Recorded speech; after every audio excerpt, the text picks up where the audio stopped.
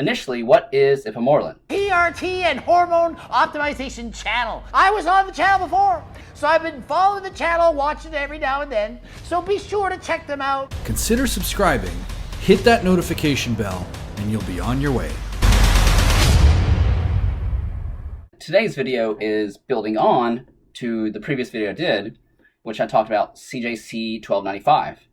Now, the reason why I'm going to ipamorelin this time is because a lot of clinics now are prescribing ipamorelin, as CJC 1295 is becoming a little bit more difficult to obtain.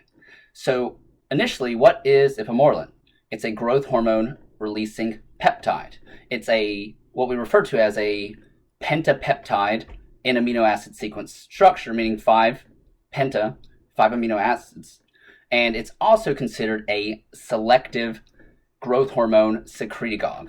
Now, the reason why it's considered selective is because, unlike a lot of the older first generation growth hormone secretagogues, this one does not cause as much of a release in prolactin, aldosterone, and cortisol. Actually, it's considered that it releases negligible amounts of prolactin, aldosterone, and cortisol, whereas the other GH secretagogues have been known to increase those at higher amounts.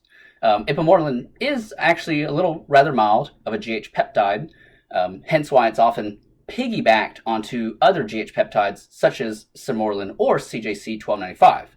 So in addition to it being a selective secretagogue, it's also a ghrelin agonist. Now, ghrelin is a hormone produced by the gut that stimulates hunger. Hence, a lot of people in the nutrition field say ghrelin equals growling, because when ghrelin goes up, guess what? You get hungry and your stomach starts growling.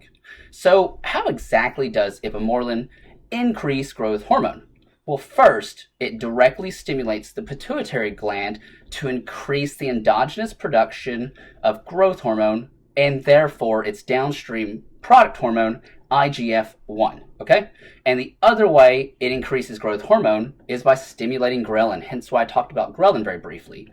So the secretion of ghrelin is highest when you're hungry, aka fasted, but its secretion diminishes shortly thereafter eating. Now, when you're in a fasted state, the release of ghrelin stimulates the release of growth hormone, releasing hormone from the hypothalamus, while simultaneously inhibiting somatostatin. Somatostatin is the opposite of somatotropin. Somatotropin stimulates GHRH, or sometimes it's used analogously with GHRH, whereas somatostatin inhibits GHRH and therefore inhibits growth hormone release. So to put it in simpler terms, when you're in a hungered state or a fasted state, ghrelin hormone is released.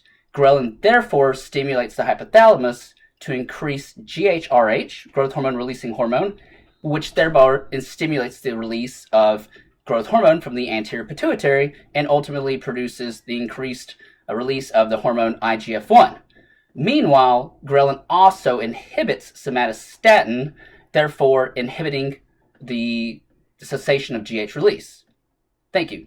Alright guys, well, do this next. Click on one of these thumbnails to learn a ton more about TRT and hormone optimization. Thanks.